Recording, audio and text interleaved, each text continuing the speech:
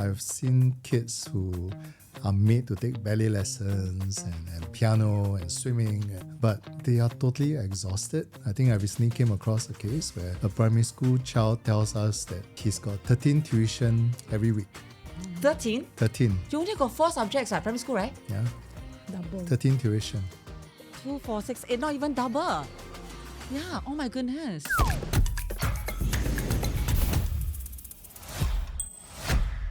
Hi, I'm Lina Ng, and today we're going to talk about the word stress. Here's something to think about. Why do some people thrive under stress while others crumble? Well, the truth is, stress isn't always the bad guy. We need to know the balance. Welcome to Canteen Chats, and meet my guest who is going to help me unfold all these questions today. Hi, I'm Sing Yee. My students in school call me Mrs. Lee. I've been teaching for about 20 years and I'm a mother of 2 teens. And we also have with us an expert, a psychiatrist, Dr. Jared Ng. Hi, my name is Jared. I'm a psychiatrist. I've worked in different settings, in the military, in a children's ward in a hospital, in the emergency room, and now I run my own practice. I am a father to 3 kids, 3 teenagers. Okay, last but not least, we have a coach in parenting and also a mom. Call me Ayu. Ayu. I'm a mother of 5. I have, basically there are 4 youths because 21 to 15, and of course my youngest is 9. And I'm currently doing parenting coaching Oh, 5 kids and you still can work. That's amazing. because I cannot sit still. In Lion Moms, I play this role as Chalian. Chalian is very driven, okay? She's someone that she will push her kids to work hard, to study hard, because she finds that this is just part of life. No excuse, no complaining. They just have to do it and succeed. So does that mindset harm a child or help a child? Let's look at the video. Not only did you risk your place in the GEP, you destroyed all the hard work that went into your project. I mean your project. What? You have to make everything yours. You have to control everything. I can't even have one stupid Malayan that is my own. I almost bring it to you. If you hadn't destroyed... I do everything you want. I take the tuition you want. I take up the hobbies you want. I go to the classes you want. What about what I want? Why can't you let me have something I want? Enough. Can't you see I'm unhappy? You don't care about our happiness. You just care about how smart or gifted we are. To make you look good. We're just trophies to you. We're not even that smart. Because you end up doing all the work for us. Because it's never good enough. One day, some people are gonna realize that your children are just big fakes. Just like the big fake mother. You're a witch, a control freak. There's nothing here we should fear but the nothing. Look at me. How rude you are to talk to me like this!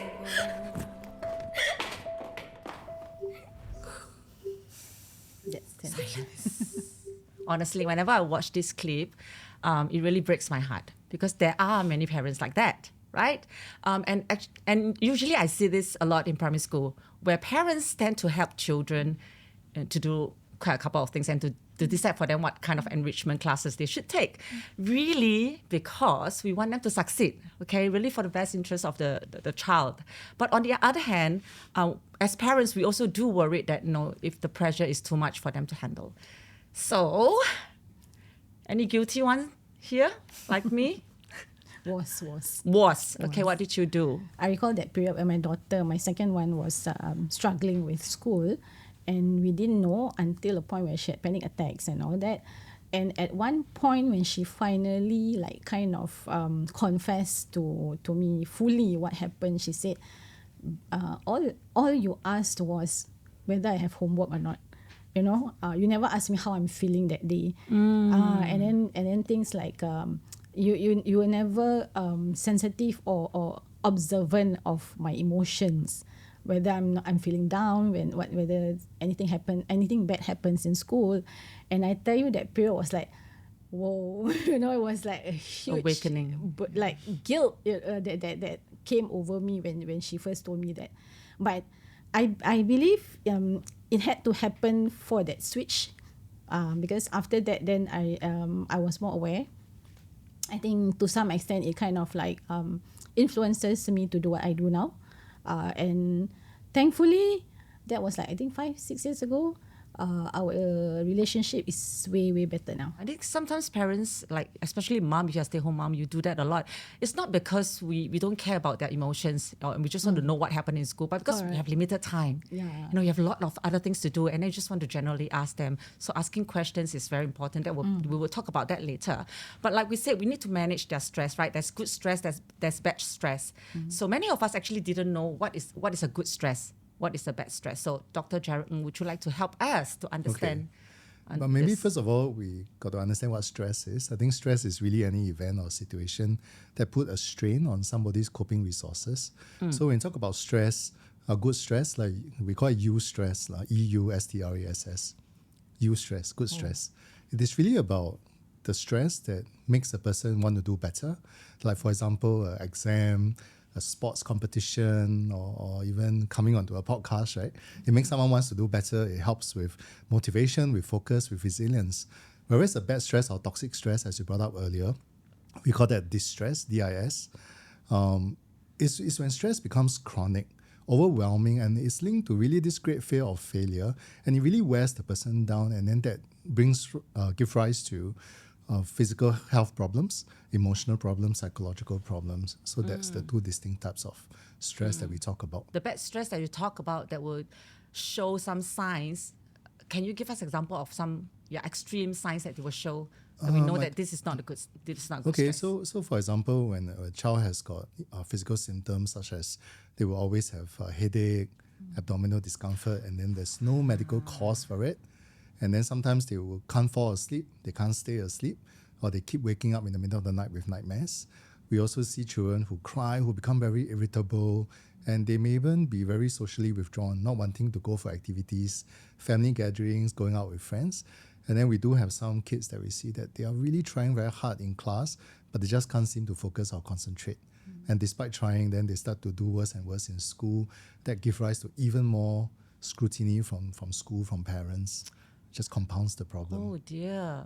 But it's quite difficult. If you talk about the extreme one, like, they have constant headache, they couldn't focus. Okay, maybe we know that. But you talk about stomach ache, restless. Then we might, as parents, think that they're just giving excuses, especially for teachers, right? Yeah. Parents, you want to share? I totally agree. Yeah, Actually, my daughter went through that. And so every time it was time to go to school, she will complain of stomach ache. And even we went to the extent of getting her to the hospital and everything, did scans, everything.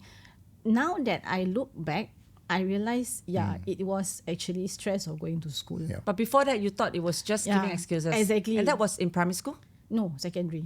In She was secondary Sec school? 2, yes. Why do you not believe her? I guess I think first hand, right, we always, I think we forget to see that, beyond the academics, that there's this child with emotions.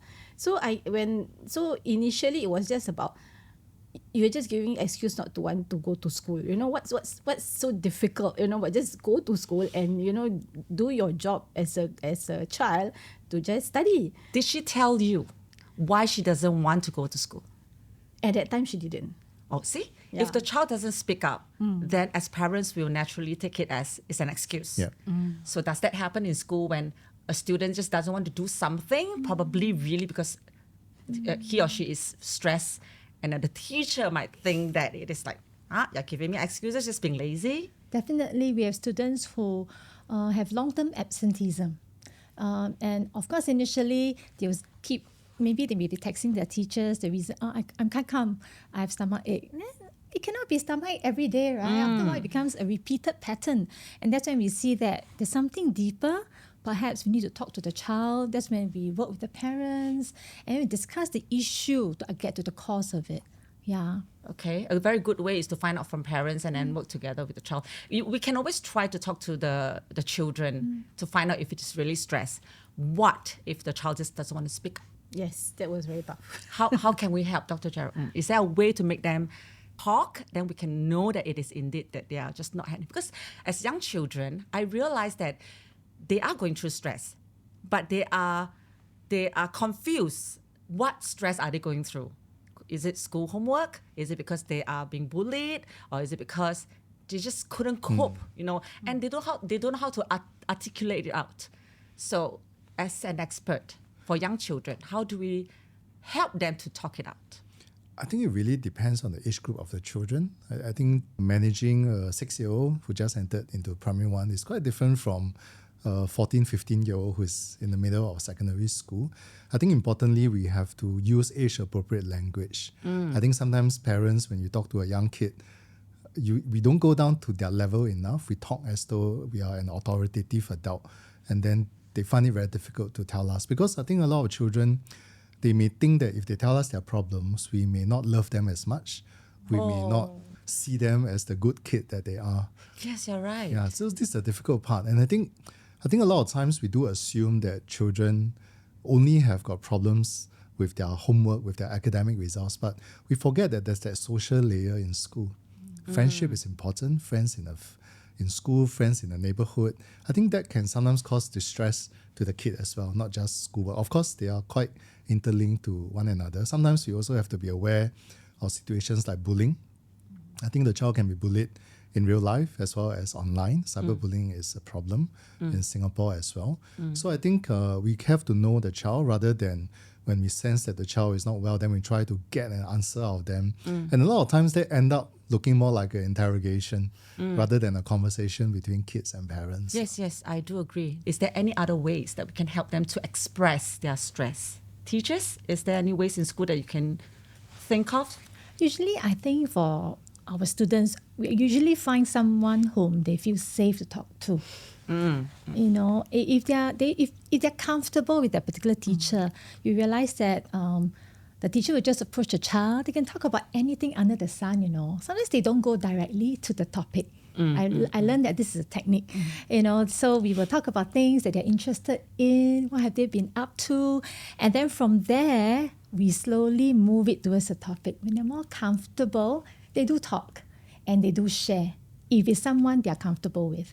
I think another way in which we can understand what's happening, sometimes we talk to their friends. Sometimes their friends know more than what is happening. And through their friends, we understand a little bit. And that's when we know how to approach the child later on. Yeah, this is so true, because I remember my son, when he was in primary school, he was going through stress and we didn't know because he's such a sensible child. You don't see the signs from him. And probably he doesn't want to tell us to worry us. Until there was this teacher that talked to him. And I think he really likes this teacher as a male teacher. And then he started to talk because something happened in school. He wanted to also hantam on somebody. And the teacher talked to him and he cried. And when he melted down, that's where the teacher started talking more and found out that because he was verbally bullied all the way from P2 to P4 in a school bus. Because we put him on a school bus to school. So we didn't knew that. And it has bottom up, built up for many years. So it was really nice to have teachers like that who is sensible enough to just talk. Like you said, not trying to narrow it and try to get something out of him, just simply talk first. And when the child gets really comfortable, that's where they start to pour out. So please, parents, don't stress the teachers in the school. Ayo, love them lah. No, I've been a parents volunteer and my boys are in boys' school. Well, bringing 30 boys to excursion, I tell you, madness. So let's be kind to our teachers, okay? Okay, I want to know then, how can we help children cope with all this stress and pressure, whether it's in school or as a parent? Ultimately, the main caregiver, and most of the time is the mother, is the one who has to manage herself first. Because I realize how much, through my own experiences, how much the mother or the main caregiver, their emotional state, their stress level, the kids are actually reading your vibes. Yeah. So it's sometimes you think you're okay, but when you speak to them, they say, I don't think so, you're sincere about what you say. And they can be quite verbal, as in they're quite vocal about telling you how they feel about you. So it's something that I think as a parent, we also have to be open to hear them out. And then when they realize that, hey, my mommy is actually open to hear me out, and then is actually not judgmental. That one very important. Not judgy about what I say. Yep. Then they'll be open to share more with you. Yeah. Yeah. And then if they are more comfortable and they trust you and they share with you, that's where you also then can know more about what they're going Correct. through in Yes. life, right? Yeah. And to give them, I wouldn't say give them advice. I would say then you discuss and find out the best yes, way. correct. You can't exactly give them advice. Now you can't give them advice. You can discuss. Correct. Yeah. I also believe there's students or even parents that are coming to you Yeah. with their children being really stressed and they have no way to help them out. So is there any strategies then that you would suggest that's kind of helpful, effective to release their stress and pressure? I think every child is different, and it's really difficult to prescribe just one strategy that will work for all the children. I think they have to have different outlets for their stress. And I think I really cannot overemphasize on the need for parents to really know their children, to know actually what's going on in their life. A lot of times it's really not just one area of their life that they feel stressed about. Sometimes they could be having problems in other areas as well. I'll give this story that a few months ago I was at night, right? I was just going to my refrigerator to get a snack, a night snack. My daughter was there eating bread, supper. So I just decided to ask her, hey, is everything okay? I expected to get an answer, yeah, everything is okay. I'll just eat. She'll just eat, I eat, and then we go to bed. And she said, no, things are not okay.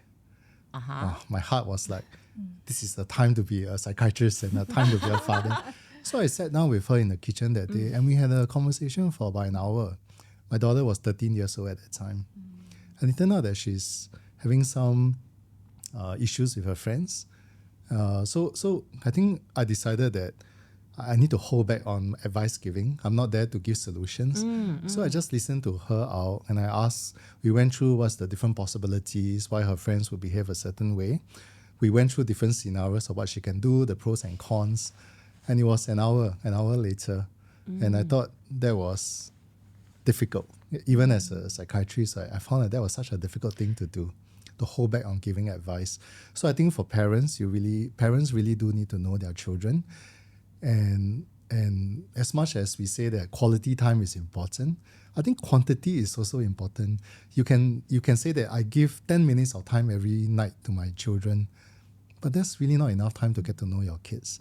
I think it's important to have that quantity as well. And I think you did something really wonderful. You catch her at the right time, and when she wants to talk, you really sit down and talk to her.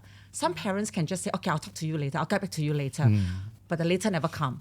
Or they just don't want to talk anymore. So having 5 children, to spend time with them and to talk to them can be also quite a struggle, right? Yeah, so when you mentioned about not having time, right? I mean, the good thing is that I've come to a point whereby my children will come to me to talk to me.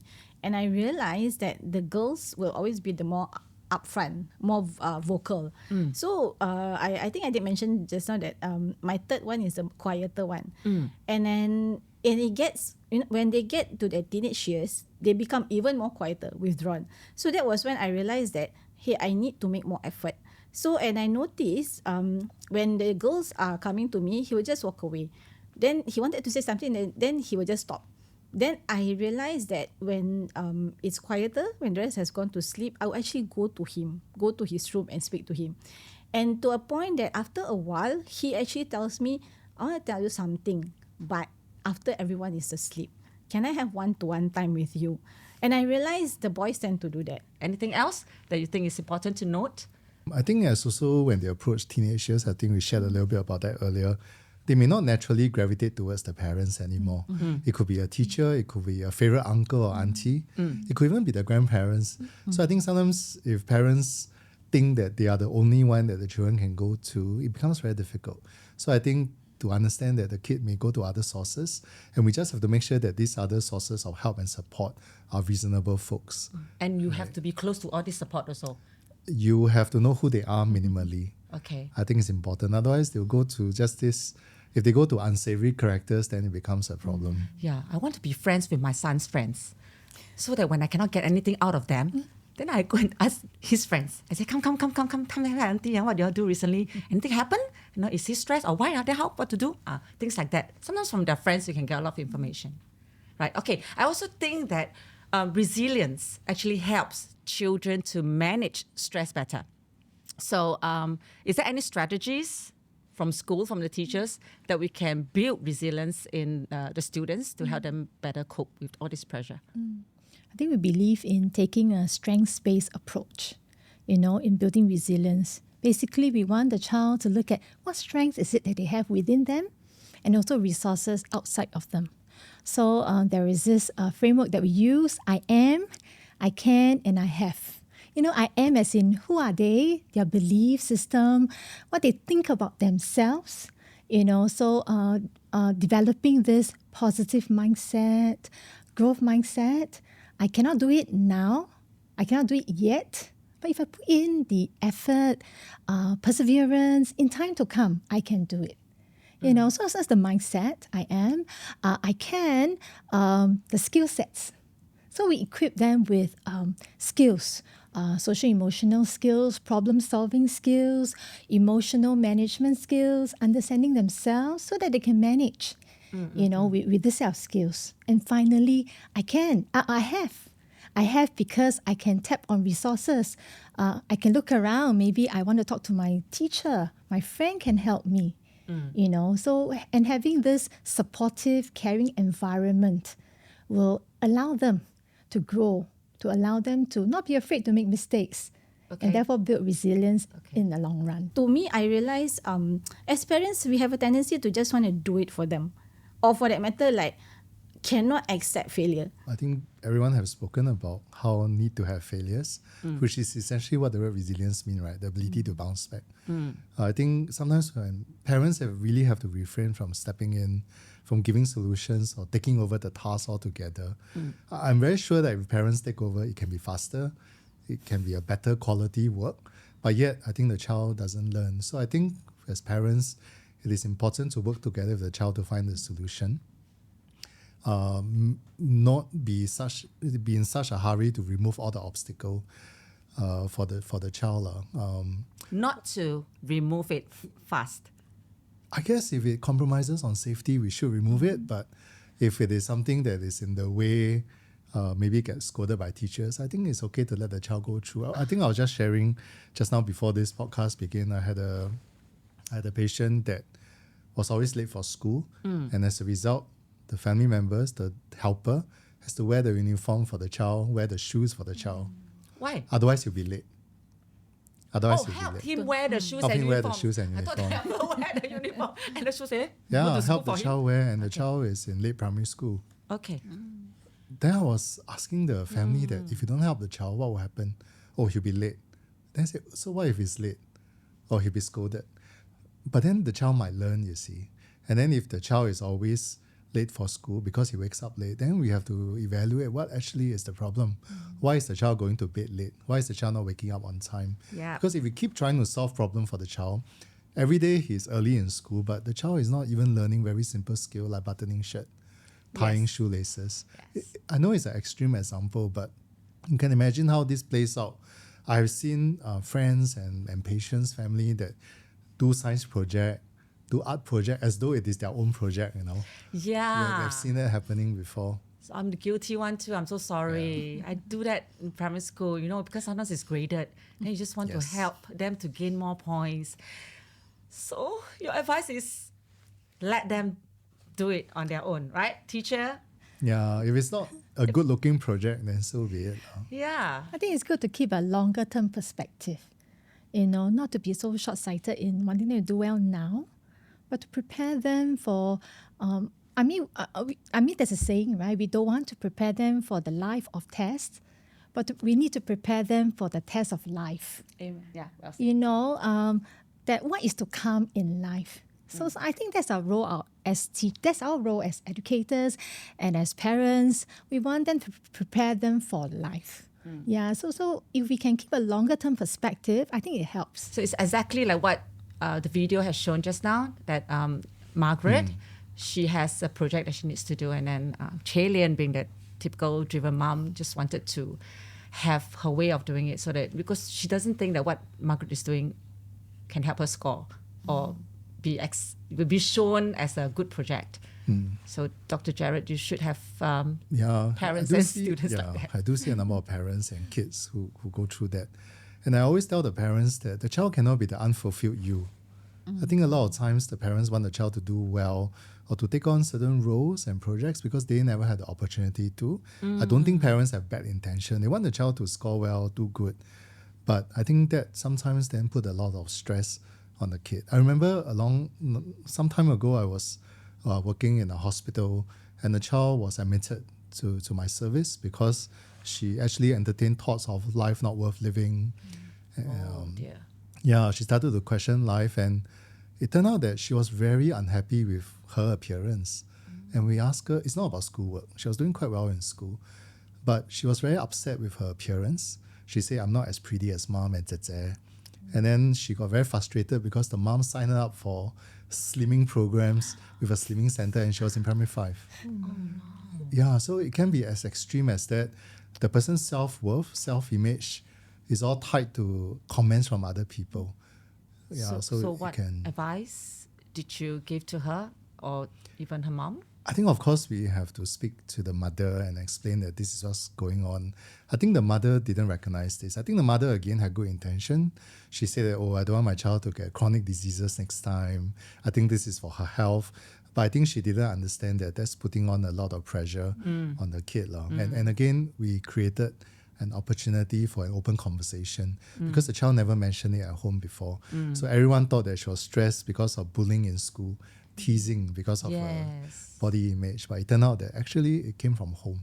So I think it's important then to communicate with parents that I think a lot of times we want to do something good, but we also always have to check in with the kid, make it more collaborative rather than instructive, Right. especially when the child is getting older and older. Right. Yeah. We may not really know our child. We think we know best and then we wanted to do something good for them, but indirectly brought more stress. I think it's also then important to recognize that every child has their own strengths and their own limitations. I've seen kids who are made to take ballet lessons and piano and swimming, but they are totally exhausted. I think I recently came across a case where a primary school child tells us that he's got 13 tuition every week. 13? 13, You only got 4 subjects at primary school, right? yeah. Double. 13 tuition. Every subject. 2, 4, 6, 8, tuition. not even double. More. Yeah, Yeah, oh my goodness. So we asked the parents, when does the child find time to play? The parents couldn't really answer us. So they think that maybe going for swimming classes equals to play. Going for ballet lessons equal to play, but it's not the case. So I think we have to moderate. I think our expectation on the child, and again, like I said, the child can't be the unfulfilled parents, you see. Yeah, and lack of sleep actually plays a vital... Yes. Yeah. How does the school's role look like in ensuring the students' well-being? And is there a support system to help students manage stress? Sure. I think first of all, we educate students on mental health literacy. No, they must understand when is it that stress, when is it too much, that they need to seek help. We teach them where they can seek help, who they can seek help from, how do they manage stress. So these are things that we teach them in our school CCE lessons. I think we believe in providing a holistic experience for the student. Because when their whole experience of going to school is more enjoyable, they can find joy in learning, they find purpose in what they are doing, learning, the interaction in school, they enjoy school more. And when they enjoy school more, stress level will drop, right? Right. So as parents and educators, is there any other thing we can say or do to help children distress? I think for me, I realize it's about sometimes going to them and tell them it's okay to take a break. Because I realize that sometimes it's not us stressing them in my case, but sometimes they're stressing themselves. Even when it comes to my 9-year-old, the other day when I'm doing homework after school, it was just the last question. He said, I just cannot think. I can't think of a sentence. And I said, it's okay, take a break, stop. Then he looked at me like, cannot believe that I'm telling him to stop. My way of doing things is to serve him food. My son, he loves to eat. So when I serve food means, it's time to take a break. Eat, and then be happy. And then you can go back to your studies again. My second one likes to play games. And when I see that first time, right, I say, wow, you study for your exam, you want to play games, you're not being focused. Then he's the one who told me that, Mom, this is the way I distress. And it is true that many students now do, distress by playing games. And we need to recognize that, we don't want to doubt them. So just let them have their way. Maybe they will limit themselves to a good 15 minutes to 30 minutes. Okay, one major part that we want to talk about that bring really lots of stress to the children is social media. Success isn't just based on grades, but they want followers, they want a lot of likes, they want this online validation. So I believe your children are all have experiences on, feeling stress using social media, because mine doesn't. So I don't have much stress over this that I have really limited knowledge on. So what do you think, Dr. Jared? Do you have a lot of cases whereby parents come to ask you on advice? Yeah, thankfully not that many, but I still remember distinct cases about children seeking validation and really looking for self-worth through social media because they're not really getting it anywhere else. I remember this case where this teenage girl came to the hospital suicidal. And what happened was that she was buying likes and followers on one of the social media platform, and that was discovered. And her account got suspended, and she was insisting that her parents go and find a lawyer to sue the social media company to get back the account. And when the parents said no, she actually said that she'll kill herself, and she got brought into the hospital as a result. And through our conversations with her, we found that she was not getting a lot of validation anywhere else in her life. Her self-worth was tied to her social media. How old is she? Late teens. Oh, yeah. The age where they struggle to find their identity as well. That's right. And I think that really is one of the extreme example of the kind of cases that we see. We know that a lot of young people, they see the life of others online and they aspire to be like that. Yes, very right? much. And I think sometimes they forget that a lot of these so-called influencers, their lives are extremely curated. And what they present on their platforms are what they want the world to see. Yes. Yeah, and it becomes very difficult, and everyone aspire to be like that. You see, the kind of holidays they go for, the restaurants that they go to, the kind of comparison. I give these examples when I give talk. When I was younger, a long time ago, and I got compared. It's always the people in my class or Xiao Ming at the playground downstairs. But suddenly now, the kids nowadays, they compare with people all across the world, the kind of life they live maybe in Hollywood or in some other fancy places, and they keep feeling inadequate. I do see a lot of young people tell me they feel inadequate. So generally they feel inadequate is because they don't get that confidence or that love from the right source? Is that what you are? Maybe not love, but more validation, and everyone likes to be liked, right? And then suddenly now you have a counter. How many likes? 1,000, 2,000, 3,000. And when they see someone else, their peers, getting maybe 50,000, then they will feel that it's not enough for them. What they have is not enough. As a mom, do you set boundaries for your children using social media? When I was faced with this, right, the agreement that I have with my husband is that we allow, because I find that it's also difficult not to totally disallow. Yes. Because in school, there would be a common topic they would talk with among their friends. But like Dr. Ng did mention, I think it makes a difference when they have that different communities, like the fact that they can talk to us about it. Because my children, they are on different social media and they do share with me, like there have been cases whereby, like my girls do sometimes get certain comments about, like, for example, she shares about her mental health issue, and then she actually told it to me. Then to me, it's just sometimes about listening to them. I think that's where it matters, as in, like, they are able to maneuver around, be it positive or negative influences that they have on social media. Okay, one thing I must say also that because I do content creation as well, because of what I do as a parenting coach, I'm on practically every platform. So in that sense, I understand also where they are coming from when they talk to me about, be it TikTok, Instagram. They're not on Facebook anymore. So it's like, I guess as a parent also, knowing these platforms and knowing what happens within all these platforms, it helps us to be able to have open conversations about it. So do you see there's the rise of anxiety in students in relation to all these users of digital devices? Yeah, I think like what Dr. Gerald said, there's a bit of anxiety when they see people's curated life. They're so good and so forth, right? And they wonder why am I not like that? Why is my life in shambles as compared to someone else that they see who has many followers? You know, we also have perhaps I have a student who is on TikTok. She creates content, but she's not regular in school. She doesn't have friends in school. I think because of the lack of face-to-face interaction, she has not learned how to interact in a face-to-face setting. So these are some observations that I see in teens. Then what can we do to balance children on being part of a digital world, but also realize that they are in a real life environment? Is there anything that we can do to balance that? I think having conversations with them would be quite crucial.